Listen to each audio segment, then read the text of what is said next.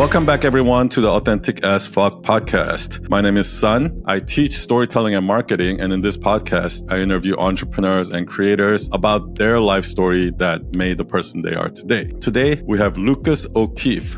Lucas, a distinguished Adobe Global Ambassador and a retired elementary school teacher, masterfully blends his passion for creativity and community to inspire and engage an audience of over 350,000 online followers.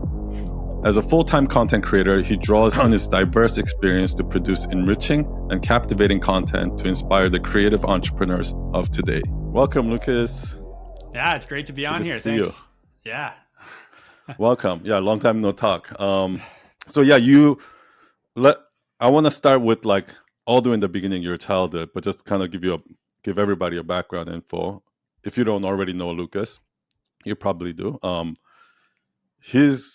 He went on Instagram. I think you went on Instagram around the same time I started, and you just blew up from there. And I've seen you blow up, so it's been an amazing journey. So, just so everybody know, Lucas is like a rock star social media growth person, and he looks like a rock star too. So. Oh, fair. I get Adam Levine a lot. Yeah, exactly. Without the tattoos. Yeah. Or no, you have I tattoos, actually. Yeah. All right, so let's go from the beginning. Let's start with your childhood. What was your upbringing like? Can you tell us a little bit about that? Yeah, so I'm the youngest of three. I have an older brother, an older sister. We're all nice and evenly spaced, 2 years apart. Growing up in a family of five with my mom and dad. And growing up, when I think about my childhood, something that I'm really grateful for is whenever I had an interest, I want to do sculpting lessons. I want to try curling, where you curling where you slide the ice rock across. Yeah. With the with the brooms. Yeah, brooms. Yeah. Just whenever I had the most obscure hobby or interest that I saw who knows where and wanted to try it out, my parents would put myself or my siblings into it. They would try to find a way to get us into that kind of hobby or that sport in a very introductory way. I wasn't like the typical, couldn't have played a normal sport like hockey or soccer or something that I'd be still playing today. But I think I'm really grateful for how they really encouraged us to pursue and really investigate something that could become a passion. So from a young age, I've really enjoyed just creative pursuits. I've always wanted to be an author, was something that I need to rediscover that passion for that journey. But I really did want to be an author from a young age, writing short stories, writing comic books. I was always carrying around some sort of little booklet of blank computer paper sheets that I stapled together. Pretty much that was the fun part, was the publication of it. The actual completion of it I probably didn't get to. So it led to a lot of 30% completed stories. But I always loved just pursuing and making things and trying to share it either with my family. I had a family magazine that I would try to write every week and sell to them for 5 cents to make a solid quarter out of, because there's 5 of us. Try to go around selling my drawings on the street to my neighbors. I always seemingly enjoyed creating things and then I guess trying to make money from it. So when I look in that author pursuit, I knew from a young age that I wanted to write. I don't know where I got it in my head that being a writer wasn't, from a young age, I got it in my head that being a writer wasn't a stable or reliable job. I don't know. I remember saying this at 9 years old. I want to be an author, but that's going to be my side thing. I need something more stable. So that eventually became, I want to be a teacher. And I love teaching. I was an elementary school teacher for 8 years, largely teaching grade 8 here in Canada. So 14-year-olds. And we have the homeroom system. Oh, grade 8. Yeah. Okay. So is that elementary? Yeah. We do elementary, that's kindergarten middle school, right? to grade 8. Yeah, kindergarten to grade 8, and then high school is separate. So they were kind of like the top dogs before they hit high school and reached the bottom of the food chain. Yeah. Let's pause it for 1 second there. So, what did your parents do? My mom's an educational assistant. So in a classroom where there's a teacher and there might be students with exceptional needs or special needs, my mom will help the teacher. And my dad works in a mailroom for an insurance company. So just kind of distributing the mail. Where do you throughout think that kind of like them letting you, you know, pursue your passion and those, because that's not a very typical thing, I think, in most households. So like them kind of like letting you try things, right? Where do you think that came from? Were they raised like that, or? I think they were not raised like that, and they really wanted to make sure we had those opportunities. Speaking to my parents as adults now, as an adult, and them being an adult, I feel they had times in our upbringing where they felt they would look at what other parents their age were able to give their children, and I feel that they didn't think they could give that to us financially. We were like lower middle class, so very grateful for everything I received as a child. Grew up with a lot. I do believe I grew up with a lot of privilege and still do have a lot of privilege. But I think my parents would look at like what their colleagues were able to get or their bosses were able to give their kids and felt a lot of like inadequacy. So what they did realize they could give us was just positive experiences. We never went to like Disneyland. We never went on planes for vacations, but we always went camping for probably like 5 weeks out of every single summer. And we had a lot of really good experiences all together camping. Back then, there were times I probably just wanted to sit in the basement on summer vacation and play video games. But now I'm so grateful for those opportunities to have been able to go out there. I love camping today. It's something I still try to do whenever I get a weekend. So I think it came from my parents wanting to just not have us feel limited. If there was something we were interested in trying and they could find the means to get us into it, they would, which I'm really grateful for. I actually think that has a lot to do with, because like I remember when you got on Instagram, it wasn't like most people where they struggle for a long time just to make that first post, and even if they do, they're scared to come on camera. And like for you, you would just went all out from day one, and I think a lot of that I can see it why because you were taught not to fear just trying things. Yeah. Do you know what I mean? And like those things that you try, any of them you actually failed, and you were like, you know what I mean? Oh, a ton. What's the saying? Jack of all trades, master of none. I think, and I really appreciate hearing you express it that way, because that helps me realize I didn't really go on to pursue any of these things that I did small lessons in. It was more like maybe that's why I can't stick to many. I have trouble sticking to projects these days, but I never really found one that stuck.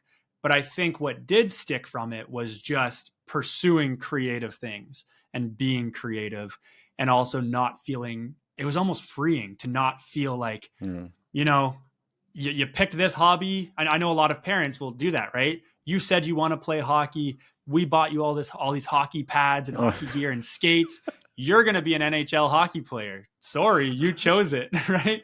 I see it a lot. Yeah. Or it's like you choose something, a parent will invest in it, and you feel pressured either directly or indirectly to have to stick with it. My parents never, in my opinion, applied that to me. So I think I had all these different skills from doing this and that and being a beginner and being new at all these things, never really sticking with something long enough to become a veteran, to become super experienced.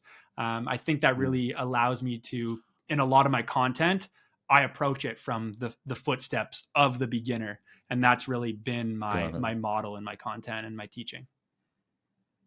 So before you said something about you really love the publishing, like you wanted to be an author, but you really love like the publishing part of it. So let me ask you, because when I meet creators, like even designers or, like my developers and my company, like I see two types. One, who just love the act of creating, and you could create and you can just throw it away. It doesn't matter. They just love the act of creating. And then I see people that are like, the only reason why they love creating is so that they can publish it and share it with the people. Do you understand what I mean? The difference? where would you say you lean more towards? I'm going to take the easy answer and maybe say like in the middle. Okay. I like the tactile experience of a completed work. And maybe not even completed is the right word. When I say like publishing, like you ever like pick up a book and just like love the smell of the book? Like Mm-hmm. purchasing, maybe not. Or like Apple packages, Yeah, like yeah. Apple products. The packages are so beautiful. Right. That's exactly it. The packaging of it, the cover of it. I absolutely do judge books by their cover. I love just the experience of getting a book from the bookstore, going through the pages, smelling the smell of a brand new book. I love the feeling of reading it, going through its pages, and then it becomes a whole other experience months later when you've read that book. You've folded so many page corners because that you want to leave your spot. It becomes a unique experience. I think there's something beautiful about gifting someone a book, your copy of a book that you really enjoyed the journey of. I think that's a lot more valuable and precious than Oh, I like, never thought of that. yeah, it's like I've never heard of that until you said it. Like, oh, that's such a great idea for a gift. that like I need to create, this is my brain, I need to create content about that or something. But it's That's really because, like, nice. imagine Yeah. like you imagine somebody gives you a book. It's like, okay, whatever. Like, he probably gives books all the time. But if somebody gives you the book that they read and they book, like, they're like giving a piece of their life to you, right? So that's so meaningful. Yeah, like anything Oh wow, any notes I leave in the side, any, like I said, the page fold. And sometimes if I want to remember a page, I'll fold the page in half. Like I'll earmark it yeah. Mm, aggressively because I want to. And I think it's very beautiful to be able to give that to someone and say, I only have one copy of this book. I read this and it took me on a journey. I'm giving you this one copy because this is the perfect book for you. It's not just mm, I liked this book, so I bought 5 and I'm giving them to my 5 friends. So I think I mm, appreciate the experience. While I haven't published a book myself, I love the experience of a completed work, holding it, appreciating it, and with a completed work and actually being able to hold it in your hands, the journey's just beginning, right? If someone publishes a mm, book and hands it to me, so much work went into the publication, the writing, the drafting, the editing, but that's really just beginning because now you have the mm, book to give someone. I really have a connection with things like that, and even including things mm. like merch, like t-shirt designs. I'm really excited to explore You should that. have been a designer. I know. Because that's how most designers I know are like that. They love those. Like if you go to their desk, like I can see kind of in your background too. That's a Like That's a button. That's a button maker right behind me. I just got that. It is a yeah. button press. It makes little buttons that you can 1 inch Like diameter you mean like buttons. those those activist buttons? Yeah. Yeah, like I well, you used can to make like them. have so many of those. I did an ASMR video of me printing buttons on my Instagram, and very out of brand for me, out of niche, but that's my favorite content to mix in. And all the comments are like, I didn't know I needed a button printer or a button maker until I saw this video. So I need to throw an Amazon affiliate That's link up awesome. there. So can you tell us about like your high school years and maybe your high school and college years? What were you like? Were you a popular kid? Were you good in school? Like what were you like? Yeah, I was very shy, very timid. I think I take a while to get traction socially. When I do, and I'm in my comfort zone, and I have my friends, I have my audience, I'm a completely different person. I'm very comfortable, but I take some time to get to that point. So just going back to, again, the school system here in Canada is largely, or at least in Ontario where I live, kindergarten to grade 8, you're all in one school. So that's a long time to be with the same cohort of classmates. Grade 9 to 12 is our high school. That's a separate school. And then if you do post-secondary, you do post-secondary. So kindergarten to grade 8, I was with the same classmates for, 10 years, if you think 2 years of kindergarten. By grade 8, I loved it. I'm a grade 8 teacher today because I had such a good time teaching grade 8, such positive Mm, experiences. I loved it. Try to recreate those experiences for my students now, or when I was teaching. But drop into high school, grade 9 to 12, I'm brand new. I had the different situation where there were 2 high schools to go to in my area. 90%, probably 95% of my classmates went to the high school I didn't go to. I was the more south of the region, the southernmost of the region. So out of probably 75 of us of our graduating grade 8 year, I think 12 of us, just my school bus and I, went to this other high school. So being thrown into that situation where I'm not guaranteed to have a former classmate in my high school classes, I'm very much feeling the pressure to meet new people. Some people might take that and be like, yeah, this is this reset I needed. This is exactly what I've been waiting for. I see that in my students now. Some are just like, I need to get out of elementary school and hit high school to meet new people. I'm sick of my classmates. And I understand that. I was the opposite. I found a lot of comfort in my classmates, knowing the same people, even people I wasn't friends with, but just knowing them. It was expected. I knew who they were. So to go into high school was very shocking to me. And it wasn't until about grade 11 when I finally started to find friends and find my group, and with that, I found confidence. And I had a really good final 2 years. So junior, senior, I think you guys call it, grade 11 and 12 of high school. I had a really good experience by then. And university was the same thing. I kind of entered it and was like, whoa, I don't know anybody here. This is shocking. But learning from every experience and getting more equipped for it, I found friends faster in university. Also growing up and maturity and being an adult helped. But it hasn't always come naturally to me. I am someone who takes time to find my place socially, to find my circle, to find my friends. But when I'm in it, and I'm very happy. Was there something, like a lot of high school kids have like, this obsession or some hobby or something that like they want, like throughout the whole period, did you always want to be a teacher, or was there, or did you have other career goals or something like that?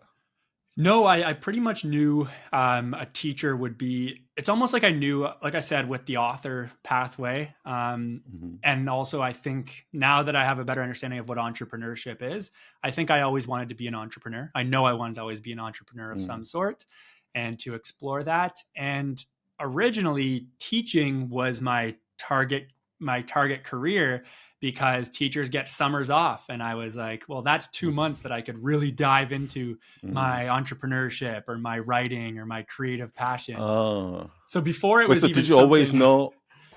Yeah. So you always thought of teaching as a stepping stone? Yeah. You didn't want to, okay. But, okay, that's but I will say that's how I got into my vision became teaching. But in grade 11 and 12, the final 2 years of high school, I did have two amazing teachers, Mrs. Ryan and Mr. Montgomery, who, I had them for 2 subjects each semester. So I had them a lot. I think throughout my high school journey, I had Mr. Montgomery 5 times, 5 different courses. Miss Ryan, I had probably 4 different courses. And I loved their teaching style. And even though I didn't become a high school teacher, they taught me. What is it about? It wasn't just here's a worksheet, go do it. They were very much lecture style, which I remember Mrs. Ryan would be giving us a lecture, and we were grade 11 and 12 students. So we were older than me, I do lecture style with 14-year-olds in grade 8 still, which maybe I need to tone down a little bit, because that doesn't speak to every student at that age or in general. But I loved how they weren't afraid to kind of break the mold. And they taught me that if you are engaging your audience, they'll listen. You can teach them about anything. And I saw how they were able to do that for me, someone who was typically just very quiet in the class, very kind of hidden and not wanting to be seen. They encouraged me to want to do group presentations class presentations where I'm speaking in front of the class, because I was thrown into it, just seeing them speak in such an engaging, charismatic, positive way that brought me in. I saw it and I wanted to do that for my students, or I wanted to be a teacher so I could do that as well. Got it. So, and then you went to university, and can you kind of talk about like did you go right into teaching right after university, or did you have other jobs, or? So through high school, grade 11, so I was 17 when I got the job. My first job, best job I've ever worked, and I think the best job I still will ever work in my entire life, was a lifeguard. So I was a lifeguard and swimming instructor. I I wasn't your typical like summer lifeguard though, where it's like, Baywatch. Like I Baywatch? sunburn. Yeah, I get sunburned very easily. So I was indoor. We were in indoor Okay. pools in the municipality I grew up in, the town of Ajax. We had 4 community centers with indoor pools. In the summer, we had 1 outdoor pool, and everyone would want to get positioned there. But I was like, give me the one that looks like a 1960s military base swimming pool. Give me that one. I'll work there. I don't want to be outside. But it was such a fun job. That really brought out a lot of me socially. I was working on a team. You had to be confident as a lifeguard and swimming instructor. It gave me experience teaching. I was teaching 3-year-olds all the way up to adults how to swim, which is a very vulnerable experience. I would say, especially for adults, right, who are new to swimming.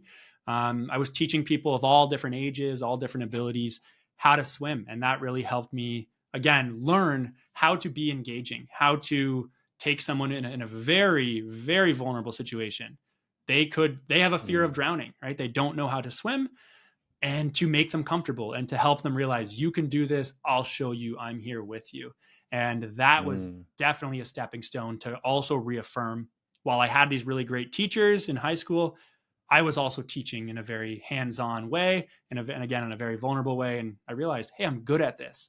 I went on to be the most senior supervisor there. I kept that job for 8 years. So as I graduated high school, oh. I didn't go away to university. I stayed at home and um, commuted to university every day. So I kept that job as a lifeguard, swimming instructor, and then the pool supervisor. So 8 years. Yeah.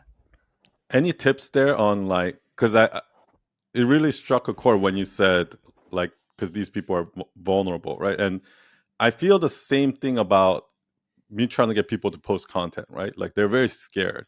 Yeah. So like, is there anything you learn from that to make them feel less vulnerable or kind of, give them the courage, or you know what I mean? Any tips? Yeah. I know. I've never realized this connection, but you're so right. It's so relevant. Build trust is what I say, right? They are there with me in the water with them. I have them no matter what. Mm, If you're gonna do, we call it a rocket ship, which is you put your hands together, you do a front glide, and you just kick off the wall. If you kick off the wall into water that is deep and you can't swim, I am there treading water. I will catch you. I will hold your hands and support you. It's the same, and I've seen this so much in community on social media. I love social media and Instagram. There are a lot of not good places about it, but I have found community, and I don't think I'd be able to keep it as sustainable as it has been. My content evolving, experimenting, learning from other people's content, if I didn't have other people or that support net to catch me when I kick off mm. the wall and do my rocket ship into the That's world of true. posting on social media. So, yeah, show Yeah, people that's you true. trust them, you're here with them. What's the worst that's going to happen? You're going to post something, you might get a mean comment. Well, then you DM me and we'll talk about that mean comment and we'll talk about why it's stupid and Mm-mm-mm. we shouldn't listen to that person. That's been huge for me. Oh, I love that. Wow, that's and also I love that what you said about like, because remember in the beginning there was like this carousel community, and I feel like because I met like, you know 10, 15 people there that really like we created our own support group that Yeah. made us feel like, oh, I'm not gonna just post and crickets get 0 likes. At least these 10 people are gonna see it, and that was like a safety net for me actually. I keep saying in like 10 years, you know how they do documentaries on like very niche communities, like, and then, it's storytelling. It's all about how you tell the story. I think in 5 years, 10 years, someone's got to go look at like the phenomenon of that little community we created during the pandemic, a bunch of us stepping into content creation in a way that was not typical for Instagram. That was before Reels, before video. People were just posting photos. So it was, no, let's put mini PDF ebooks into every social media post. You still do an amazing job at it, and you're still going very strong with it. I think the way I describe it now is an engagement group in the bad sense is you have a bunch of people, you just DM them your post and they support you. That's not good. But I think we had an actually authentic, real Yeah. engagement group where we weren't DMing our post to each other, but we wanted to learn from each Yeah. other. It was like an online Yeah. classroom, in a way I wish my classrooms actually were, because it was so collaborative. It was so supportive. Everyone wanted to just learn from each other. I'm posting this. Oh, let me see what Sun posted. Wow, that's awesome. I learned so much from reading this and the experience I had reading your post. What can I apply to my own content? And also, Yeah. I'm getting a lot of positive comments and support, so I feel good about sharing this. It was a real, genuine, Yeah. what an engagement group should be, Yeah. but what they are Exactly. not. I feel like I still stay in touch with the people from back then, even the ones that kind of stopped. Yeah, it was like a real community, like, like legit. So can you tell us about like your years of teaching elementary school? Like, what was that experience like? Yeah, that is still like such a changing multi-tiered chapter of my life, because when I got into teaching, Okay. well, I'll say right now in 2024, the state of teaching here in Ontario is there's a teacher shortage, which is wild to me. Like, there's not enough teachers. It's very difficult to fill teaching postings. When I got into it 8 years ago, there were such an excess of teachers. There were so many, way too many. You had to really, really work to get a job. You really had to stand out. And this was the first time I'd ever experienced that in my life, really having to work to What something. I want to go back to that, but what do you Yeah. think happened in the last 8 years? Why is So there shortage of teachers? Yeah. So first of all, COVID got a lot of close to retirement teachers to just retire early. So that was a thing too. If you were like teachers have a pretty good retirement plan here and pension in Canada. So if you were a teacher and you had like 5 years left before retiring at the proper pathway, and you saw what was happening with COVID in schools, a lot of them retired early and just kind of said, you know what, I'm just going to take a reduced pension for 5 years and then retire. It mental health wise pushed a lot of teachers out of the classroom. It's very difficult. It's been very difficult. Students are very different now. Think about children who were in kindergarten, grade 1, for 4 years, 4 years, kindergarten, grade 1, grade 2, grade 3, missed those years. They possibly learned in front of a screen, which some didn't obviously have the privilege of having a parent there to help them and guide them through it. It was a very, very gap creating process, is what I would say. So a lot of students are behind in their behaviors, in their academic levels, for lack of a better word. So there's a lot of gaps there. I don't know if you saw this trend, but I saw this on TikTok and YouTube. There's a trend of millennial teachers quitting, and like they go on TikTok and they complain about how hard it is, like on their mental health, how hard it is to teach, because like they would tell the kids something and the kids would just literally say fuck you, or like teaching at its prime, that I've realized its prime function is babysitting, is what I've realized more and more. I try to make connections. I think I'm a very good teacher. I was never the you need to do this and sit in your desk, and that doesn't work anymore, first of all, because kids had 4 years. You're the cool teacher. I try to be. I'm the connection teacher is what I try to be.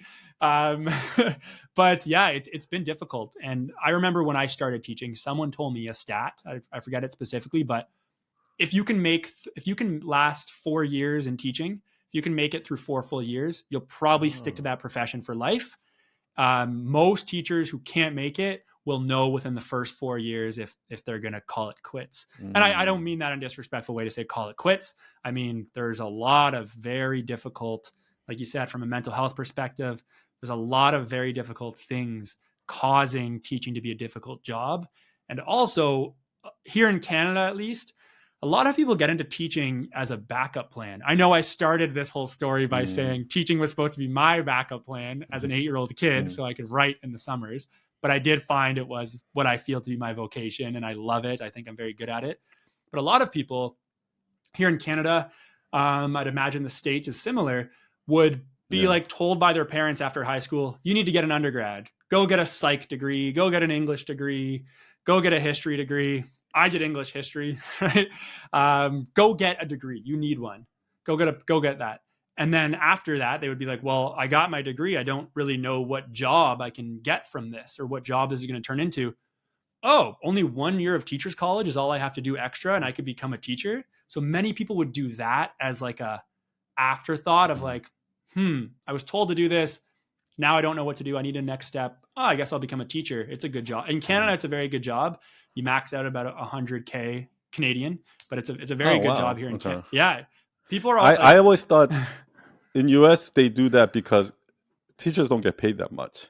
Right. And that's why I always tell people if they paid 100 grand to teachers, I actually think a lot of people would want to be teachers.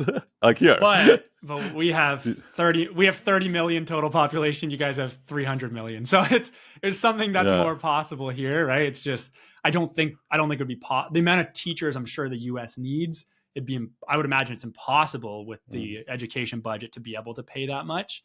But it's a solid job here. It's really good, but it doesn't make it. But even yes, the pay helps, but it still doesn't make it easy. So I think a lot of people got into it. It's like a safe job, yeah. A lot of people got into it being like, oh, it's a safe job, not realizing the toll it does take on you. Yeah, I didn't actually realize that until like this conversation, how stressful actually being a teacher is. And do you think you got a lot of because you know how most people suck in public speaking, but you're like really confident and you're natural at it. Do you think you learned that from teaching? Are all teachers like that? Because I would assume not. No, great question. I definitely do attribute teaching to me getting this. I got thrown into a classroom in front of kids, and I've always been comfortable speaking in front of students. For a while, it was like if my principal or even another teacher came in to like watch me or shadow me, I'd get nervous all of a sudden. That's gone now. I'm very comfortable speaking in front of adults. I'll even lead workshops for my entire staff at school. So I do think teaching definitely got me into it. It threw me into the fire and I thrived there. I enjoyed it. But you're right. Not every teacher, that's their style. And that doesn't mean they're bad teachers either. I often say there's such a wide range of skills that teachers can be efficient teachers with. For some, that's organization. That's not mine. I am terrible at organization. I'm terrible at marking things on time. My students usually love me as a teacher, but they get annoyed, especially 14-year-olds. They're like, hey, remember that math test we wrote 4 weeks ago? Can we get our mark for that? And meanwhile, it's like it's a bin full of unmarked math tests under my...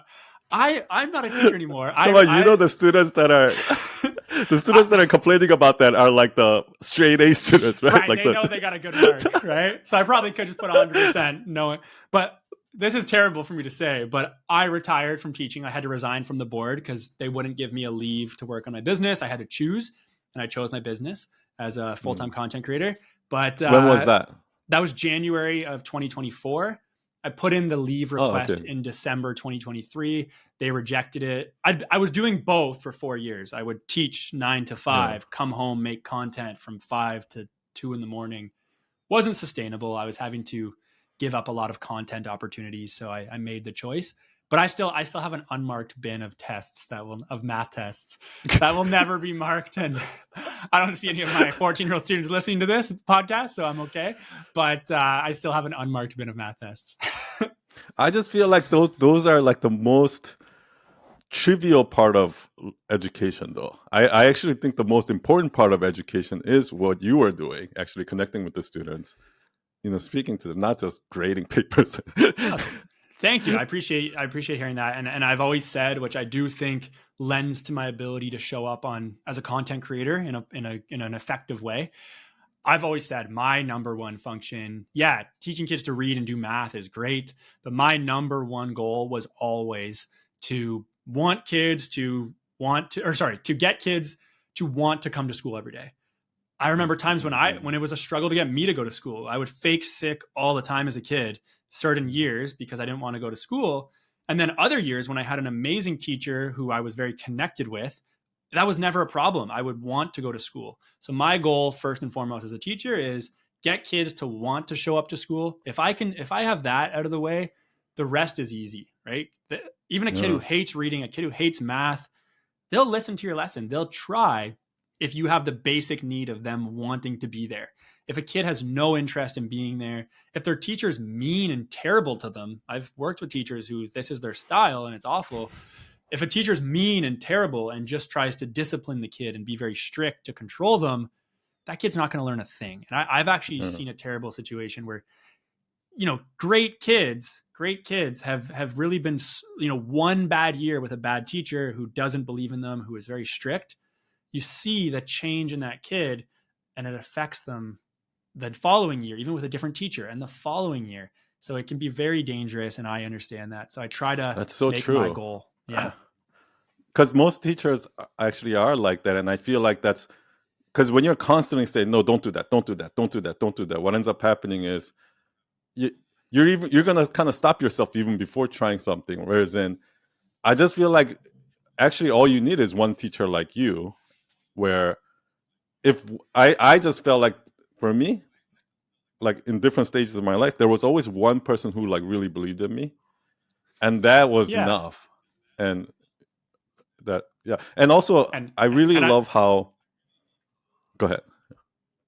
I was gonna say that meeting that person, that one I think we can all find that person who believes in us and takes us on this path of learning in some way that helps us. It's just so important. The unfortunate thing is not everybody meets that person soon enough. And like I said, I've seen students where by the time they're meeting this person, it's almost too late because they've had teachers who have beaten them down with being super strict and not even treating them like a human. I get these students and I can definitely work with them and connect with them, but it always hurts me so much when I see that their faith in school and education and probably their belief in themselves has been so limited because they didn't reach that soon enough. Sometimes I wish I taught, if I go back to teaching, I think I would go back to a younger grade than grade 8. So I can work with students early and hopefully give them that spark and that belief in school and that enjoyment for school. Yeah, that's amazing. I also think what you said about the kids wanting to come to class, that's because I feel like in social media content, it's like that. A lot of people create content that people think they need. Not necessarily what they want, but you really balance that. Like you make your reels like really entertaining and like you make the kind of content that balances the two really well. So thank you. Kudos. I'm trying to learn and modify. Like I'm always trying to, even with that, I'm just always trying to lock it down and find a process. Even just this month, I've done a pretty drastic change, finally embracing more video in my content, but that's such such an experimental and learning process of like, I'm going to try this. I'm going to try to not be as scripted as I am, where it's so obvious. I typed this in a Google Doc.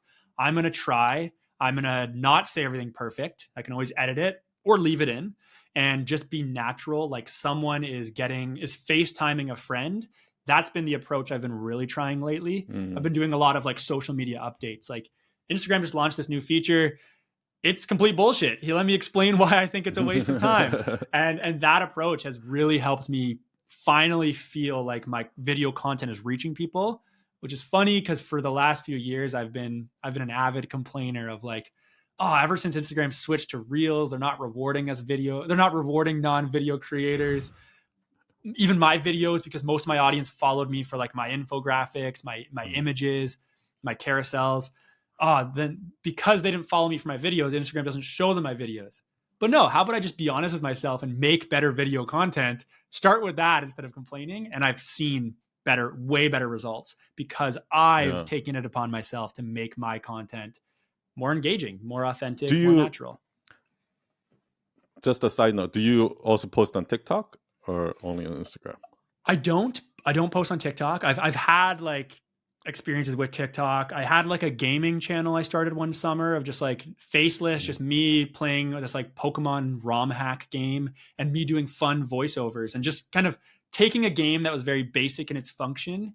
It's kind of like a just exploration, Minecraft style, unofficial Pokemon game. I love Pokemon, but someone made this game. It's probably at risk of being taken down by Nintendo.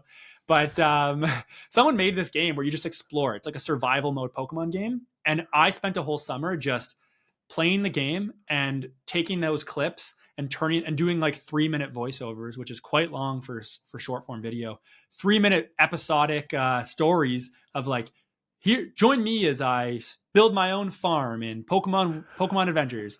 And it got like 75,000 followers on TikTok. Like it blew up. I had it was such a fun summer. I still have the account. I haven't posted in like 2 years. So it's like degraded to like 65,000 followers. And I should revisit it one day. I have a limited amount of time, but it was so fun. That's been my foray into TikTok. But now that I'm doing these more, I feel on the fly, authentic, less scripted social media updates, I am tempted to just start reposting them to TikTok as well. Yeah. And just showing as soon as you said that, I'm like, those type of videos performs the best on TikTok for me. Like the one where I'm just like selfie style, like the more professional ones don't do well on TikTok. Right. Like the floating in captions. And again, I tell people this all the time. Look at the content you consume and that you watch entirely or that you send to your friends or your stories.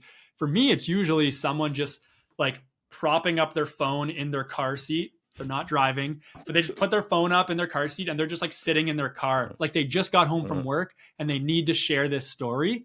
I love those posts. You can feel the emotion. Like, yes, the urgency. I need to tell you this. You're a stranger on the internet, but I need to tell you this.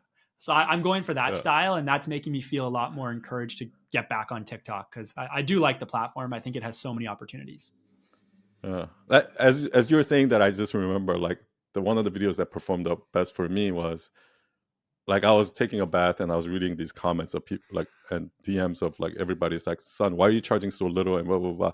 And I got so frustrated. So as soon as I came out of the bath, I just like put up a camera and I was like complaining. And that video actually did really well. So that's probably why. I'm in this phase of, and I can't believe it took me 4.5 years to reach it, but I feel like I'm in this phase of like experimental content, strategic experimental content, I should say. Like I'm doing the research, I'm watching tons of videos and not just consuming them, I'm learning from them, but I'm having a lot of fun with it. I recently just added a new style to my content. It's me holding cardboard signs. I don't know if you've seen that. But I saw. Yeah, I've been seeing that. And how do they do? Amazing. Like they don't get me follows, which was also a good learning moment for me of being like I used to share a lot of like infographics and checklists, no face to them. I just design them and post them. And that would get me tons of follows, a lot of reach, but that was declining. My audience was getting sick of it. There's no personality to it. So I started posting these signs. And again, just for any listeners, it's just me holding a cardboard sign. I'm not copying. I'm intentional about not copying the dude with sign who like wears sunglasses and holds it above his head in public. It's just me holding a cardboard sign at like waist level. I took like 60 photos and me in different shirts with a blank sign. And I use mock-up and Adobe Illustrator to like make the text look like I don't even write on the signs anymore. I just use an Illustrator to do it. But the reach and the engagement from them is amazing. People are sharing them to their stories. I did one, it was like, stop lying about how much money, what did I say? Stop lying about how much money you make on the internet. Now it has like, I just saw that today, I think. Yeah. Or yesterday. Has 4,000 likes, 462 comments. I saw it on Threads. Yes. Yeah. It's doing better on Threads than on Instagram. And I have a much smaller audience on Threads. So it's experimentation got me that content idea. And I'm rolling with it. I'm going to do it today's was going viral isn't a social media strategy. And that's already getting I saw that one too. I'm loving it. And I'm having fun. That's, again, it's not getting me the most follows. Like it's showing, because I'm seeing it, so it's working. Yeah. Right? And like I'm realizing too, which is, I've talked about this for years. So for me to actually apply it, it's kind of like a no-brainer. I should have been doing this. But we can fall into the game of like, I'm going to post the content that yields followers. I'm going to just post that and that and that. But that's not everything. These sign posts might not get me as many followers, but they're getting such engagement. My audience is interacting with them. I'm standing out and being remembered as actually a human being. It's more personal, not just an infographic. I think that is in the long run and also probably in the short term right now to get me out of this rut I was in. This is going to have such upside for my overall personal brand and my account growth than just recycling the same checklists over and over and over and over again. Yeah. So, I mean, and you're a good looking guy, so you should show your face as much as like you should definitely leverage that. Thank you. I want to talk about the period where you like went in like full-time content creation, but let's back up a little bit. What even triggered you to go on Instagram and start creating content? You're a teacher, you, you know? Yeah. So as a teacher, you have your ears to the ground on probably the number one consumer of content, which is like 12 to 15-year-olds, right? Like, who watches more YouTube? I would even say younger than 12, but who watches more YouTube, especially more content, Yeah. TikTok for a while Teenage too. boys. Although, yeah, right. Kids. And I was hearing them talk about it. I was having to say, put your phone away. I was having to, my school is a 1-to-1 Chromebook school. So from grade 7 and up, grade 7 and 8, every kid gets a Chromebook from the school board. They have to give it back later, but it could be an amazing teaching tool. I like to use tech, but it can also be a terrible distraction and more harm than good because YouTube's not blocked, right? I use YouTube as a teacher. So seeing just how much students were consuming content, I wanted to create content and I wanted to try it out. So my first step into it, I was very hesitant to like get out on social media because I was worried about like, well, it's going to eventually blend the worlds of like kids are going to see me online posting and they're going to say, oh, that's my teacher. And I was worried about how people would think. I don't post anything very controversial or controversial at all. So I don't know where this worry came from, but I think everybody has it. That we're worried the most about our friends, our family, what they're going to perceive and think about. Oh, well, who does he think he is? Like a YouTuber, right? It's a very vulnerable feeling as well. But who cares? What right? does he think he is, Gary Vee? Right, right. And it's such an obstacle that appears very early on. But once you've overcome it and realize like that wasn't actually hard to overcome, all I had to do was post content and ignore what those people say. And they weren't even saying anything negative. I should, as a huge disclaimer, nobody was discourring me. It was more just internally me having this self-conscious. You started feeling. on YouTube? Yeah. So I made, I made mental health oriented lessons, video lessons for the classroom for students. So one of them, for example, was an exercise I would call making your identity chart. So I was like, as a student, write down all the interests, all the hobbies, all the experiences, all the relationships, all the things that form your identity. And let's go on. It was Canva at the time. Let's go on Canva and let's find icons that represent it. So I'm going to put my name, Lucas, in the middle. This is going to branch out into like a flow chart of like basketball and the CN Tower in Toronto and the Toronto Raptors. This is going to branch out to like little people icons that represent my family because that's very important. And it was a cool visual that we would print off. So I started. See how. Yeah, I can see how you would be a fun teacher. I tried to make it interesting. When I was math ended up becoming my main thing, which was hard to make unique because there are a lot of just fundamentals. But I would even do things like, we're teaching probability. Let's make a probability carnival. Your group is going to design a carnival booth that has to incorporate some form of theoretical probability, and you have to calculate the odds of each of your outcomes. But you're going to put in the work to make this booth, and then we're going to do a carnival day at the end of the unit where we're going to all set up our carnival booths. We're going to invite a bunch of younger kids to come and try our carnival games. I would every 30 minutes, a different class of like younger kids would come in. I would hand out O'Keefe tickets. And I would say like, Lucas O'Keefe, my last name. I'd say, here's 10 O'Keefe tickets. You can go in and my students will tell you how many O'Keefe tickets it costs to play their game. I don't have more for you, so don't waste them. And they would just go play like it was a carnival. Students would bring in prizes and give them out. And it was fun. And it taught kids theoretical probability. So I wanted to take those engaging lessons and turn them into an online format. That is still something that is my number one passion project that I do want to continue with. I just monetized on YouTube with a new channel. So that mental health lesson channel, it actually did very well during COVID when teachers realized I need to show digital stuff because I'm teaching online and there was nothing at the time. But I regret this so much, but I got like, I don't know if it was embarrassment, if it was like, I lie and say it was the confusion of people. When I was trying to build my social media brand and my content creator brand, people were like finding me on YouTube and saying, wait, is this what you do? Teaching lessons or do you do content creation? So I actually archived that YouTube channel. I got rid of all the videos. I can't access them anymore. And I regret it. I wish those existed still. Because now that channel's gone, probably just because I was embarrassed of it, which is stupid. But now I've restarted making a lot of educational videos with lessons in the classroom, even just like intro explainer videos, which are voiceovers, using various tools to do that. And I just finally got the watch hour minimum to monetize that 2 days ago. So nice. That's been a lot of fun. And my next step is to design units and lessons to accompany it that a teacher can actually deliver to their class by showing this video and then having them do the activity. That's my number one passion project that I hope to make my full-time business one day. Oh, okay. So can you kind of talk about, so you, after starting there on YouTube, you went on Instagram. I went on TikTok first, actually. With that video game channel? No, I have a history and a problem of deleting accounts. So after that, I started a TikTok. People can't grow one account and you keep growing accounts and deleting them.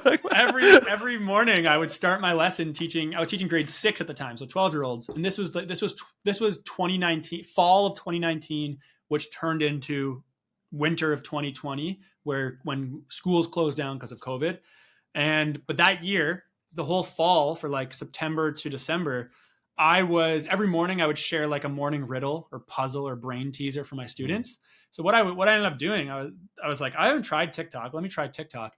I started making like a TikTok riddle account, faceless again. I would design the riddle in like Canva. I would just show it and be like, like brain teasers and riddles. And I would just do a voiceover, me reading the question. And that account grew to like 100,000 followers, got a few viral videos, deleted that one when my Instagram took off because I was like, you know what? I don't want people to think I'm the riddle guy when I'm trying to be the content creation or social media tips and social media strategy guy. It's very confusing because people would be like, I looked you up on TikTok after finding me on Instagram. They'd say, I looked you up on TikTok, but it's riddles and it has your name in it, but it's not you. So again, I regret it, but I deleted that account. It's gone. That had overlap with TikTok, with Instagram as I was growing my Instagram, but the rest was entirely Instagram. So let's talk about your Instagram. What are some lessons you learned because your account grew like so fast. I would say probably one of the fastest accounts that I've seen. So what was that journey and like, what are some lessons that you learned through that journey? It's a learning process, has been huge because, like you said, I'm not a designer. Right? I'm one of this wave of people who is a content creator, but I don't have a design background. My designs aren't very good. Even now, I think I'm on the weaker side of like someone who's been doing this for like 4.5 years. My carousels, my infographics, they're not very well designed. My spacing, my imagery isn't strong. But I've been learning constantly, and I've been trying to find a process that works for me, even though it's not perfect.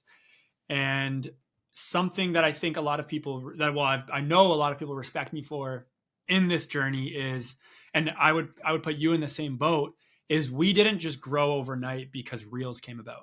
We were in this before Instagram was Reels. There are a lot of people who literally got like 200,000 followers in a 3-month period because they were quick to act on Reels. I'm not underselling them. They were very effective and good at creating Reels. But during that year, like 2022 into 2023, when Instagram was like, we need to fight TikTok, let's push out video content like no tomorrow. Some people that was their way to communicate, really blew up overnight or over like a season. And I've seen many of them struggling to sustain their growth or to even find a business from it. I think that's why we see a lot of people who are like, here's how you can do this. Read the caption. And then like that's their real strategy now because they got burnt out. Yeah. They weren't monetizing. They weren't making it a sustainable business model. I've been doing it for 4.5 years now, and I've seen all the evolution that Instagram has gone through since I started. And I think I got my ear to the ground on what's going to change, and I'm trying to stay in it. And I've adapted my business over time. So I think that's really been something that's helped me stand out and has gained me a lot of respect in the community. Like I said, I have a lot of respect for you as well, because I feel you've done the same thing. We've adapted, we've changed over time. In other ways, we've stayed to our roots. And I think that's what's really helped us stand out compared to people who have just kind of like appeared out of nowhere. Like right now, a lot of people are doing those Yeah. like Alex Hormozy, like talking head videos where, or like they Yeah. probably, Yeah. I would say that age is even dead. That's why I'm doing Yeah. very Yeah, I'm natural. thinking about like kind of switching now because like I mean those are so easy to make because I just take my podcast clips Hmm. and I repost them. But at the same time, I just feel like people are getting sick of them. It's all cycles, it's all waves, right? Like I've had, like I said, Yeah. my infographics were like amazing. I had like a golden era of a year and a half where I Mm. designed 50 just checklist info. I made an ebook actually, and every page was a checklist post. So I used the ebook as my lead magnet, got like 9,000 emails from that, still get regular email signups from that. But every page of the ebook is just a post that I would recycle on social media. Every 50 days, I Mm. would go back to page one and keep posting them. It worked so well for a year and a half, but the engagement was dropping. Yeah. People were like, okay, I've seen this 6 times, Lucas. Come on. And that's kind of like the pattern that I guess we see. But like when Reels came out, like you said, there's two types of people: people who are fighting it. It's like, no, I gotta stick to my carousels, and then there are people who like just embraced it and like, as life goes on, we just need to keep learning that lesson. Like we need to embrace change and we need to, dive in. Like we can't be scared of those kind of changes. And I have yeah, two kind of, yeah. yeah. Well, being Finish your part of a thought. community helps too, because seeing, like you said, I've been in stages of being that person who's like, I don't want to adapt, I don't want to change. But then seeing what my peers and other people are doing, That's true. like so and so, wow, that video did so well for them. I could do something like that. Maybe I should Yeah. try to change instead of Yeah, just complain. Which I am a big that's complainer. true. Yeah, don't work in isolation. Definitely, you have to be in a community. So, Yeah. two big questions because we're towards the end. One is, did you always know you wanted to turn this into a business? How did you start monetizing, and how did you turn content creation into a business? Yeah. My And goal and always, also yep. to add to that, how did things change once you went full time, from part time to full time? That's another one I need to reflect on for myself. I will quickly say for the full time, I needed a better routine because I went from having a very structured 9 to 5, make my life around that teaching. I have to show up to the classroom every day. I don't have any choice. Then I come home and do my content. So content was an afterthought. It was secondary. Now that it's full time and I don't have a tight schedule I have to stick to, I do need to work on being a little bit more disciplined. I've even considered going back to teaching part time, like just teach mornings, because I'd teach 9 till noon, come home at noon. I've already been awake for 3 hours. I've been teaching. My brain is right where it needs to be to just create content for 3 hours till 3 p.m. And then maybe I'll have an evening to myself for once. So I'm Yeah, balancing that still and figuring out the work-life balance now that I'm pretty much my own boss. I make my own schedule. That is something I do struggle with. But in terms of monetizing and making a business, I did always have the goal of this becoming a business in some way. Even when like I said, I made those like teacher classroom lessons and made those videos, I thought about how I can get YouTube ad revenue, but how I could also sell lesson plans and worksheets and accompanying things, how I could run events and workshops for teachers. I'd always thought about that.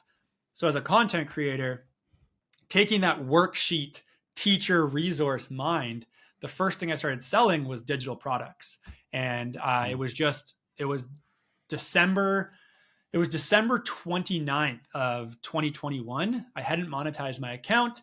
I started my account March 2020. So probably about 10 months in, I hadn't monetized, but I had a very large audience. I was around 50,000 followers on Instagram, amazing engagement, probably better engagement than I have now with 375,000 followers. Also, that was the time pre-reels, but golden days. yeah, I always say the golden age.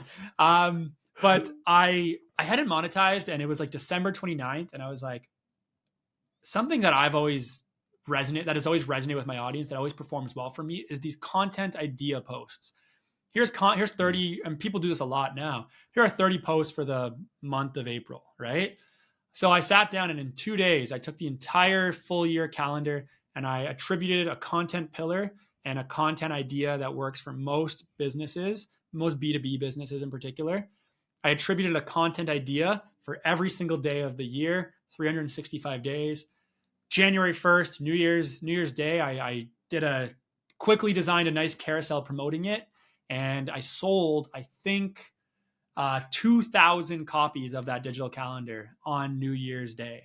And I couldn't believe it. I was living at home Perfect still at the timing time. too. Perfect timing, right? Now, Like now New I Year's launch, resolution. Yeah. now I relaunch it on Black Friday every year because I'm like people like, and I do it Nice. as like a sale. But Hmm. I literally designed it 2 days or created it 2 days before I sold it. Did a lot of proofreading for sure. But I remember like I was living at home and like showing my dad like another sale. And like 2 seconds later, another sale, because Gumroad would give me an email every time I got a sale. Mm-hmm. And it was just nuts. It was $10, $9.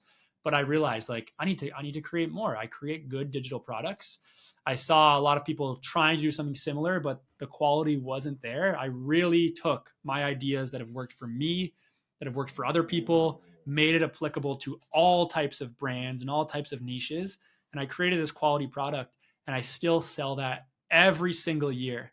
And the following year, I noticed probably like 12 people, many people also in my niche, and I don't feel bad saying this, they copied me. I've seen their calendars, and it's identical to like they took the content. Like again, I sorted by content pillars to make a nice strategy from Monday to Friday or Monday to Sunday, and I would do it like content pillar educational. Here's an educational idea. They would do the exact same thing, but call it like informational or whatever. Same product, trying to sell it, and they launched it like a week earlier than me. So what I did 2 days later is I came back and I said, anyone who bought my calendar last year, you get it for free this year and for life. For as long as I create this calendar, you get the updated version every single year. You never have to buy it again. You buy it once and you get it forever. Anyone who hasn't bought it, you get the same deal. Buy it in 2022 and you'll get it every year. And that was a way for me to differentiate from the people who were copying me. And again, you can't copyright a content calendar. But that really helped me stand out. I've seen some of the people who copied me now doing the exact same thing of like, buy it once and you get it for life. But that's the nature of business. I don't think you can get away from that. You know, if you do something well, people are going to copy you. Yeah. But so I've now sold I've sold 8,000 of that calendar. Some people have bought it in 2021, and our 2025 is going to be coming up, and I'll be launching that in December. And some people, I always love the emails where people are like, I bought this once in 2021 and you've given it to me every year and I use it still. And at $9, even if I use it twice in a year, it's worth it. So realizing that price point of like low price point, quality product, high volume of customers and audience really feels right to me. And taking that, the strength of my community and my audience, and monetizing it is really how I got into full-time brand partnerships. So my business is pretty much entirely 90%, 95% brand partnerships. So working with Adobe, working with ManyChat, working with SEMrush. And then I do a lot of like one-off brands who I try it with, or maybe they don't have as much of a budget, so we don't. Do you reach out to them or they reach out to you? That's always my favorite question. It fell into my hands, like being an influencer fell into my hands of like a brand just reached out and was like, hey, we'd like to sponsor a post. And I'd never thought of it.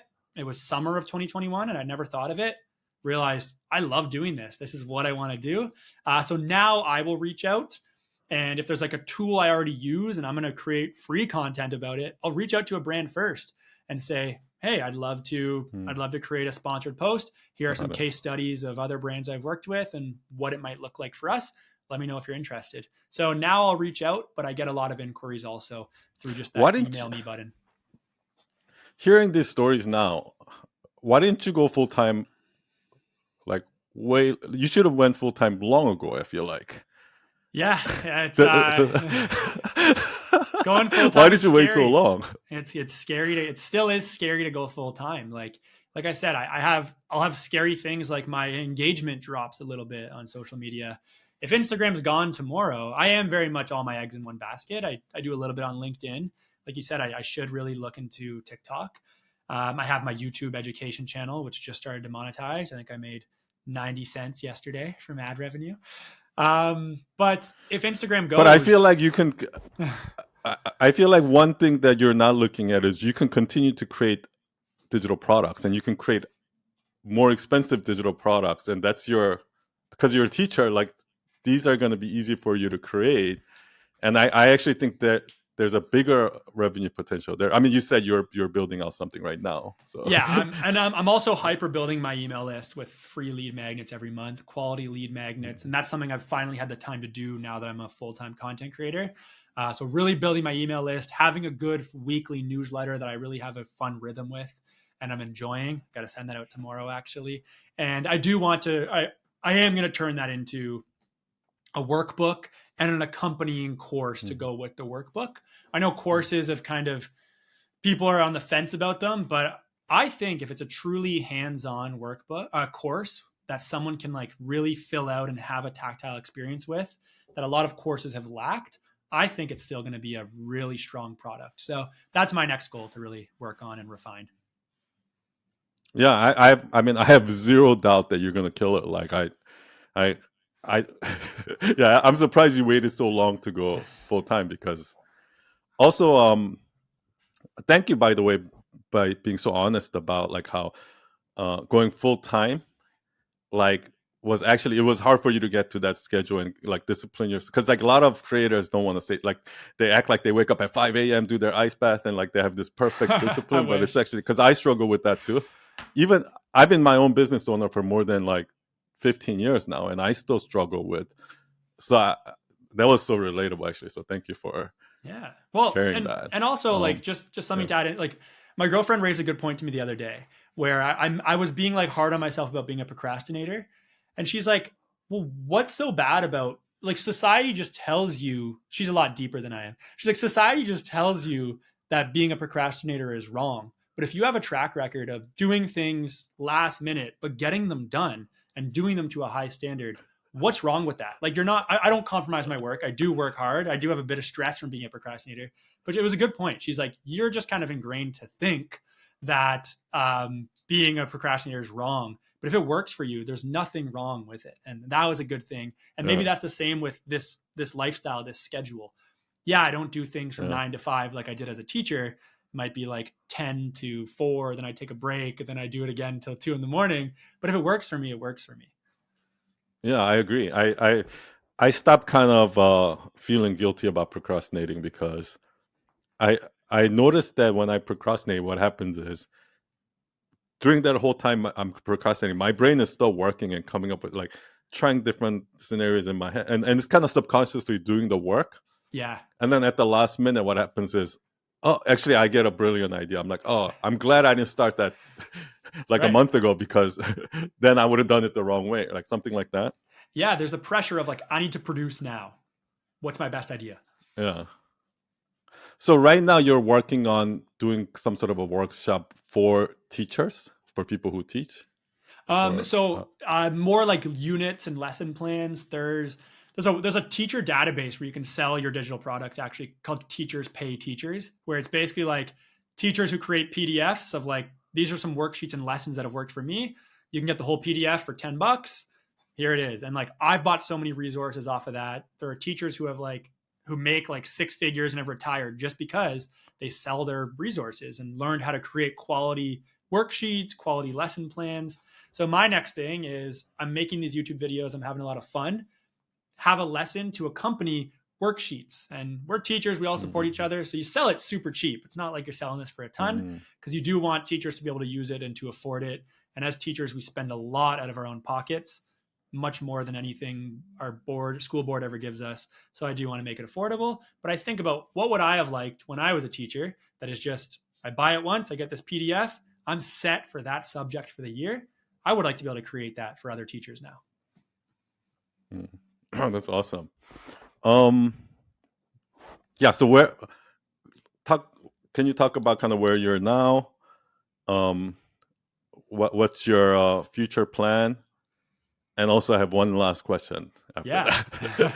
that. Doubling down on brand partnerships. Brand partnerships have been amazing for me. I'm so grateful to be able to have that, but also to be able to continue to leverage and make my community know how valuable they are. That is super important to me. So community and brand partnerships are still my goal for my business. It's the way I've been able to leave teaching and do this full time.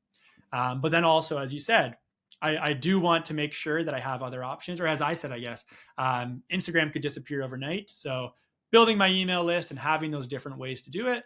And also just, I've really enjoyed public speaking and being able to, I'm a Yeah. frequent Adobe presenter. So on the Adobe Live Studio, I'm speaking at Adobe Max this year. So being able to do that has been something I'm very passionate about and really enjoy as an extension of my teaching background. So pursuing that as well. It's Yeah. just, it feels nice to have the choose your own adventure of what I like to do and Yeah. take a risk. See, I don't see you as like a faceless person at all. I feel like you, for me, I feel like you should be doing like live workshops and video courses, and you know what I mean? Like, because just like you said, when you were teaching, like it's your kind of your energy and your, you know, you're entertaining, and that is what's different for you than other teachers. So I think just doing, you know, worksheets and those type of stuff is kind of way, it's like a, yeah, it's too much of an underkill for you, in my Yeah, it's like opinion. hiding. You know Yeah, what I that's mean? fair. That's fair. Yeah. You gotta let yourself shine. um, my last question is this, right? So kind of from your whole life, and when you look at other people, maybe that's going through the journey that maybe where you were when you were younger, what do you think is like the one common myth that you see people believe in, or you believed in, that, you know, through your life experience turned out to be false? Yeah, I would have to go back to that feeling of being judged by your friends or family, or really judged by yourself. And I would say that the takeaway I've learned is the judgment is not there. If the judgment is there, leave. Don't listen to those friends or family, right? Zone them out.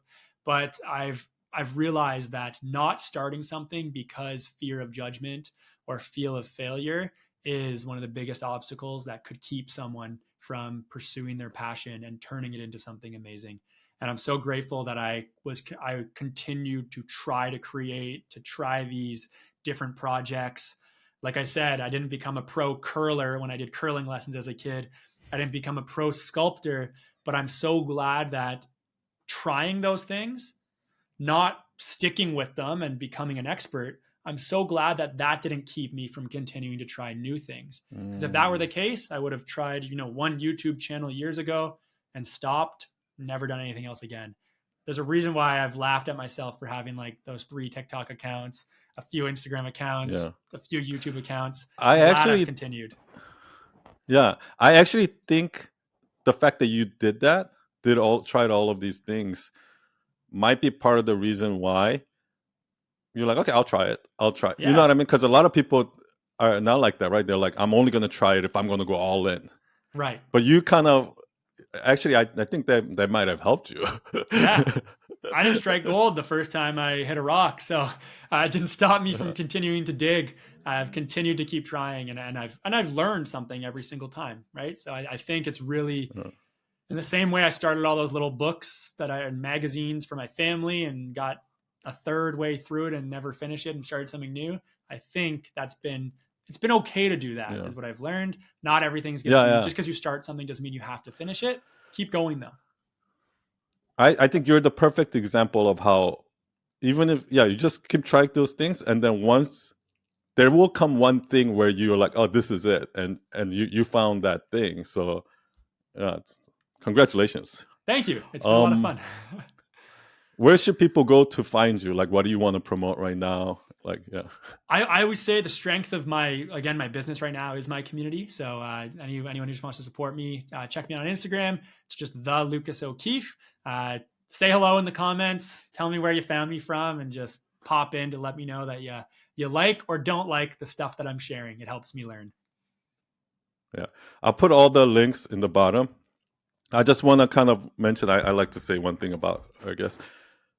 I One thing that I think you're so good at from hearing your stories is that you really don't have an ego when it comes to, like, you'll try things out and then it's like, oh, these are, people really love this. Okay, let me do this. Like, I think that's so, because I come from, I have a huge ego. So when I hear that, I'm like, oh, okay, I need to get to that place. So that's really inspiring. So Oh, thank you so much. I find value in myself from hearing that, so I appreciate it. Thank you, Lucas. Thank you for your time. I'll put all your links in the bottom. Thank you, everyone, for listening, and I'll see you all next week. Thank you so Cheers. much.